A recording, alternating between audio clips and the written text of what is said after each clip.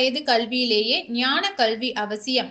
கோவையில் பரம்பொருள் பவுண்டேஷன் சார்பாக நடைபெற்ற தைப்பூச சத்சங்க நிகழ்ச்சியில் பேசிய ஆன்மீக சொற்பொழிவாளர் மகாவிஷ்ணு, அடிப்படையிலேயே ஞான கல்வி அவசியம் என தெரிவித்துள்ளார். கோவை தெலுங்குபாளையம் பகுதியில் உள்ள தனியார் மண்டப அரங்கில் பரம்பொருள் பவுண்டேஷன் சார்பாக நடைபெற்ற தைப்பூச சத்சங்க நிகழ்ச்சியில் அவ்வமைப்பின் நிறுவனரும் ஆன்மீக சொற்பொழிவாளருமான மகாவிஷ்ணு கலந்து கொண்டார். முன்னதாக செய்தியாளர்கள் சந்திப்பில் பேசிய அவர், அறிவியல் மற்றும் ஆன்மீக சக்தியை இணைத்து பயன்படுத்தினால் மனிதர்களால் எதையும் சாதிக்க முடியும் என்பதை தாம் கூறி வருவதாக தெரிவித்தார். பரம்பொருள் யோகா என்பது அனைத்து யோக பயிற்சிகளும் இணைந்த பயிற்சி என கூறிய அவர், இது அனைவருக்குமான தீர்வு என்று குறிப்பிட்டார். இளம் தலைமுறையினர் செல்லும் தவறான பாதைகளுக்கு ஞான கல்வி அவசியம் என்று கூற வந்த அவர், அருகில் இருந்தவரிடம் இதை சொல்லலாமா வேண்டாமா, சரி சொல்லுவோம் என விமர்சனம் செய்தபடி பதிலளித்தார். சென்னையில் அரசு பள்ளியில் மறுபிறவி பாவ புண்ணியம் பேசிய போது அரசு பள்ளியில் ஆன்மீகத்தை போதிக்கிறார்கள் என ஆசிரியர் வாக்குவாதம் செய்த நிகழ்வு பெரும் பரபரப்பான நிலையில் மகாவிஷ்ணு மீண்டும் ஞான கல்வி அவசியம் என கூறியிருப்பது குறிப்பிடத்தக்கது.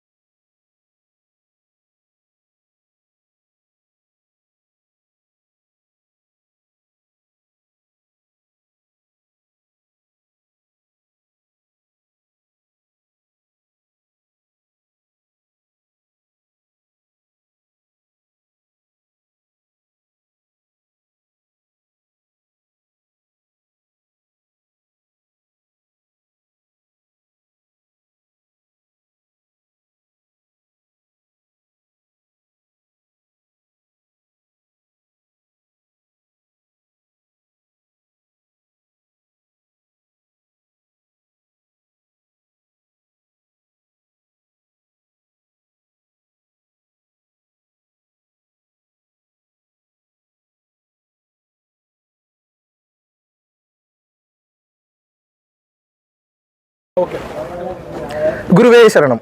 அனைவருக்கும் வணக்கம். அனைவரையும் கோயம்புத்தூரில் சந்திப்பதில் மிகவும் மகிழ்ச்சி அடைகிறேன். ஸோ நம்ம ஒவ்வொரு வருடமும் முருகப்பெருமானுக்காக தைப்பூச திருவிழாவை முன்னிட்டு, தைப்பூசத்தை முன்னிட்டு வந்து பார்த்திங்கன்னா நமது தமிழ் வழி சித்தர்கள் கலாச்சாரத்தின் அடிப்படையில் வந்த மெய்யியல் கல்வியை முன்னுரையாக வைத்து, முன்மாதிரியாக வைத்து திருச்சிற்றம்பல கல்வியை அடுத்த கட்டம் கொண்டு போவதற்குண்டான ஒரு முழுமுதற் முயற்சியாக வந்து பார்த்தீங்க அப்படின்னா மெய்ஞானத்தையும் மாடர்ன் சயின்ஸையும் இரண்டையும் ஒன்றிணைத்து அற்புதமான, அதாவது இப்போ மனுஷன் எதுக்காக எல்லாரும் ஓடிட்டு இருக்கோம், மேனிஃபெஸ்ட் பண்ணணும், வேணுங்கிறத ஈஸியாக அச்சீவ் பண்ணணும். அப்போ மனிதனுடைய உடம்புல இருக்கக்கூடிய ஆற்றல் ஓரளவுக்கு தான் பொருள்களை அடையிறதுக்கு அச்சீவ் பண்ணுது. அப்போ நம்ம என்ன பண்ணுறோம், உயிர் சக்தியாகிய ஆன்மீக சக்தியை, ஆன்ம சக்தியை உடலில் அதிகப்படுத்தும் போது மெடிடேஷன் மூலியமாகவோ, தான தர்மங்களின் மூலியமாகவோ, இல்லை நம்ம வேறு ஏதாவது ஜீவகாருண்யத்தின் மூலியமாகவோ அதிகப்படுத்தும் போது ஒரு காலகட்டத்திற்கு மேலே என்ன ஆகும்னா, we can achieve anything that we need in this world in a short span of time. அது எப்படிப்பா பாசிபிள்? இறையருள் என்பது என்ன?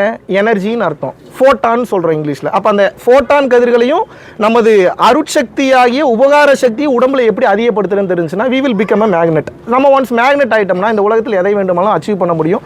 ஸோ அப்படிப்பட்ட அந்த சாகா கல்வியை, ஞானத்தை உணரக்கூடிய கல்வியை, ஸோ 16 செல்வங்களும் பெற்று பெருவாழ்வு வாழுங்கன்னு சொல்லுவாங்க. அதில் ஒரு செல்வம் வந்து பணம், அதில் இன்னும் ஆயுள் இருக்குது, அதுக்கப்புறம் வந்து பார்த்தீங்கன்னா அறிவு இருக்குது, கல்வி இருக்குது, ஞானம் இருக்குது, நிறைய இருக்குது. அந்த வகையில்